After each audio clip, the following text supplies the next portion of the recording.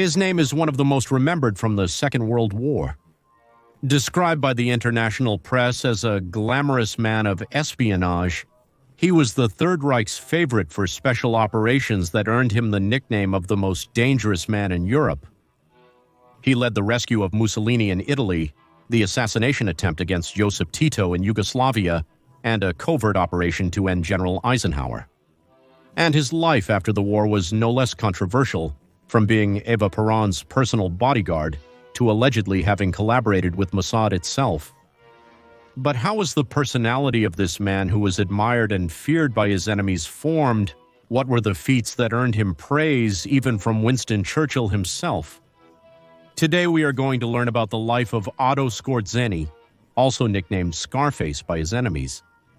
This is Ronaldo Carrillo speaking. This is the New Encyclopedia, and I invite you to leave your comments, like this video, share it with your acquaintances, and support us on our Patreon.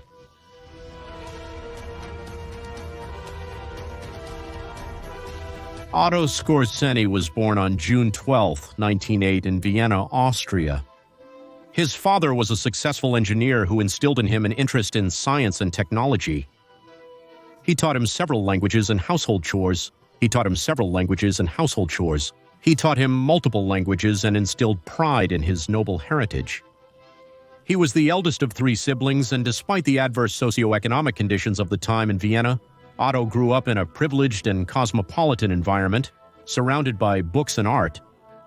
From a young age, he showed great intelligence and curiosity for philosophy. He was also passionate about sports, especially philosophy. Especially skiing, boxing, and fencing. With a strong character and adventurous personality, these sports helped him develop physical skills and resilience in the face of danger.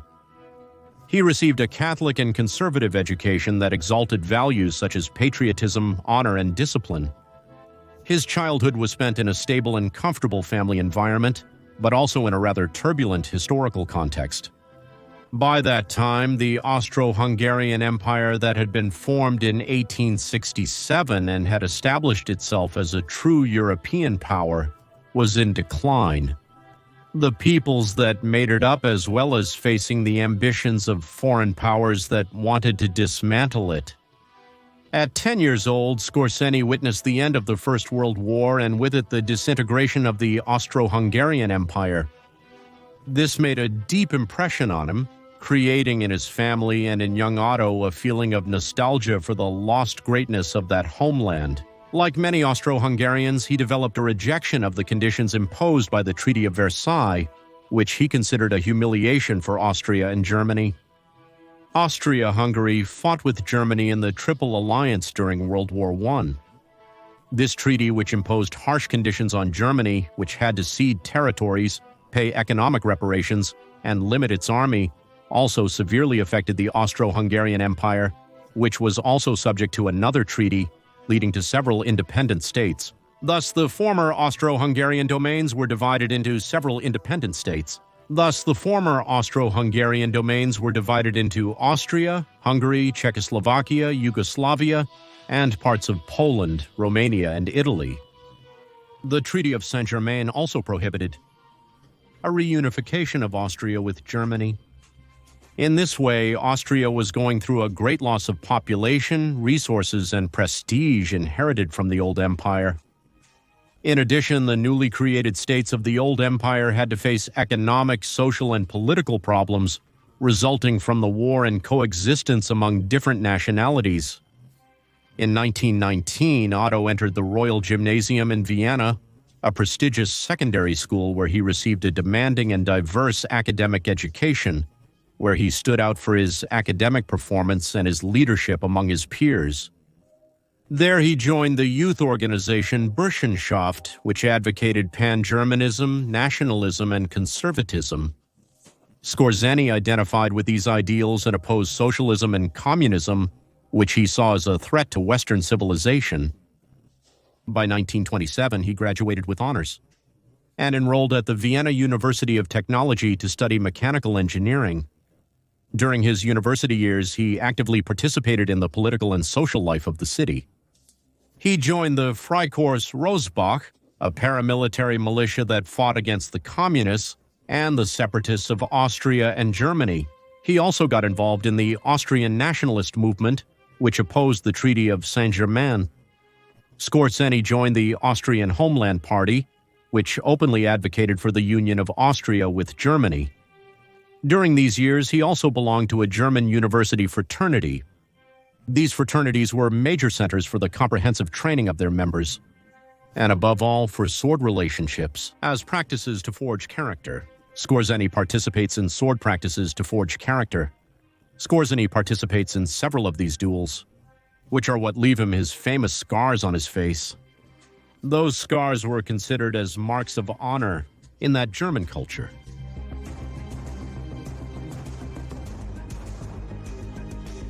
By 1931, Otto obtains his engineering degree and begins to work in a construction company. The following year, he marries Margaret Schreiber, a young Viennese woman from a good family and of Jewish descent. The couple had 2 children. At the beginning of the 30s, with the rise to power of the National Socialist German Workers' Party in Germany, Skorzeny, like many Austrians, sympathized with this cause and joined the division that the National Socialist Party had in Austria, made up of those who also supported this unification and German resurgence. However, this would initially be a passive membership in its early years for Otto, as he did not get too involved in politics, although he was a first-hand witness to the failed coup d'etat of 1934 against the Austrian Chancellor Engelbert Dollfuss. This failed coup took place a year after the National Socialists finally came to power in Germany. Skorzeny, devoted to his engineering role in the family business, travels extensively across Europe. However, he could not run away for long from his passion for adventure and the military career, so he decides to enlist in the Luftwaffe, the German Air Force, as a volunteer in the Condor Legion, which had been a German aviation unit created to support the Francoist side in the Spanish Civil War. In that war, Skorzeny shows courage and skill as a pilot and as a soldier, and his name begins to stand out among the German ranks. He participated in several bombing missions and combat operations, and was awarded the Iron Cross Second Class and promoted to lieutenant. He also came into contact with the newly created German special units, the Waffen-SS, which impressed him with their training and ferocity. Skorzeny's membership in the National Socialist German Workers' Party in Austria would take a more belligerent turn in 1938 when the annexation of Austria to Germany occurred. Reintegrating Austria back into the German Empire was one of the banners of the National Socialist program. This annexation occurred after strong diplomatic pressure from the Germans on the Austrian government until they finally occupied the territory militarily without finding resistance from the Austrians, while many supporters of the country celebrated. Skorzeny enthusiastically supported this union and volunteered to collaborate with the German troops entering Vienna.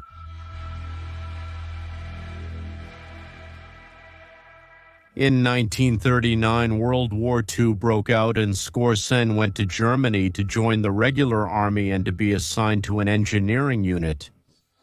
His first action was to participate in the invasion of Poland, where he was in charge of demolishing bridges and railways. Skorzeny, a tall, strong, charismatic man with a cool mind, didn't take long to assert his traits as a natural leader and military strategist. But there was something that appealed to him more than combat between armies, and that was special operations. His greatest aspiration at that time was to be part of the German Special Forces and carry out secret operations behind enemy lines. He didn't know that not only was such an ambition about to be realized, but he was about to become the Führer's favorite man for these special secret operations, to the point of receiving the nickname of being the Führer's favorite soldier and earning the praise of high-ranking British military and other countries within a few years. The opportunity for his desires would come in 1940 when he is recruited by Admiral Wilhelm Canaris, head of the German Military Intelligence Service. In this way, Skorzeny is recruited by the famous SS, the so-called protection squadron that would become the great military police force at the hands of Heinrich Himmler. Already recruited by them, he is sent to a secret school where he receives training in sabotage, espionage, parachuting, and hand-to-hand combat.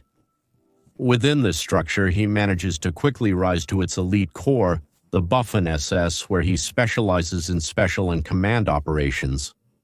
It is these types of special operations, in the style of Hollywood secret agents, that earn him much of the reputation he retains to this day. He begins this special agent career in a select division popularly known as the Führer's Personal Guard. In this division, he stands out and is then sent to the 2nd Division of the SS. Between 1940 and 1941, he participates in campaigns in France, Holland, and the Balkans. Once again, he continues to show great talent for war by commanding relentless operations.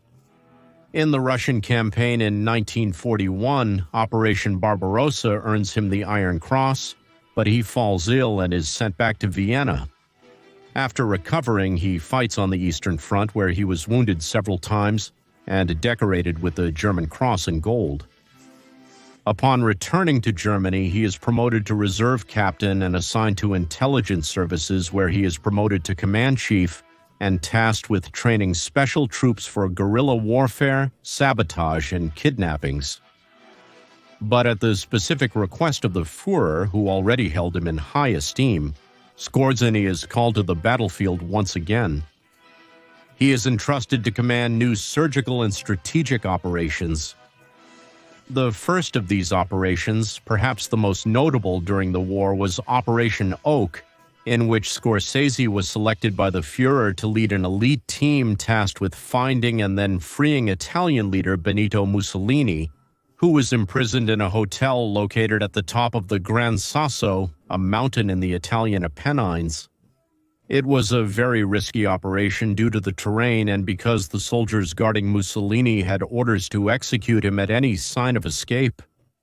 After months of extensive preparation and locating Benito's place, on September 12, 1943, Skorzeny and his men arrive in gliders camouflaged with Italian insignia and surprise the on-duty guards. They manage to rescue Mussolini without firing a single shot. This operation earned him the admiration of the Führer and the decoration of the Knight's Cross of the Iron Cross. Prime Minister Winston Churchill describes it as an act of great military audacity. In 1944, he gets another special order. He is tasked with capturing the commander of the Yugoslav partisans, the famous Joseph Tito, dead or alive. Skorzeny commands the operation and the German paratroopers arrive at the barracks where the partisans were, and despite being outnumbered, they defeat them, but Tito manages to escape, and they fail to find his whereabouts. On the other hand, Operation Panzerfaust was another notable maneuver in which Skorzeny intervenes to prevent the Hungarian regent Miklos Horthy from surrendering to Tito's partisans. On October 15, 1944, Skorzeny personally leads the operation in Budapest, where he ends up kidnapping the son of the Hungarian regent, who was the one negotiating with the partisans, and also takes the castle where his father and regent of Hungary was located. They take them to Germany as hostages and force the regent to resign, thus allowing Reich troops to install a government aligned with their interests in Hungary. Another very remembered one was Operation Grave, which supposedly aimed to assault the American headquarters and end the life of General Eisenhower. In this mission, Skorzeny directs a special unit of Germans who spoke very good English. This unit infiltrates behind the Allied lines during the Battle of the Ardennes, wearing American uniforms and driving captured vehicles. Their goal was to sow chaos and disorder among the Allies by capturing bridges and strategic targets. However, the operation did not achieve its purpose, as many of the undercover German soldiers were discovered by their accent and their lack of American slang, subsequently being shot practically on the spot. This would later lead to an accusation against Skorzeny of violating the laws of war by using enemy uniforms. However, he was acquitted of this charge as a British officer testified in that same trial that the British had also used enemy uniforms. Skorzeny was also linked in the war to another attempt to kidnap the general and later U.S. President Dwight Eisenhower, as well as the attempt to assassinate the Allied leaders in the Tehran Conference in 1944, but both operations could never be carried out. At the end of the war, Skorzeny was in Berlin, where he received the order to organize a clandestine resistance against the Allies. However, he decides to escape to the south, hoping to surrender to the Americans. On May 16, 1945, Skorzeny was captured by a group of American soldiers near Salzburg in Austria. The soldiers recognized him by the giant scar he had on his face and took him to a prisoner camp where he would be interrogated and accused of various crimes. He was moved from one Allied prison to another, treated well because he was considered a legend by his military enemies. In 1947, he was tried by an American military court for Operation Grave, but was acquitted due to lack of evidence and, as we already mentioned, with the help of British witnesses. He said he was an engineer, not a career military man.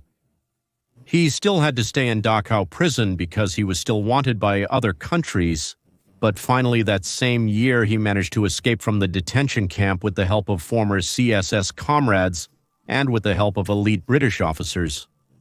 He ended up taking refuge in Franco's Spain, which he would later call his second homeland, but his life after the war continued to be full of striking and controversial events.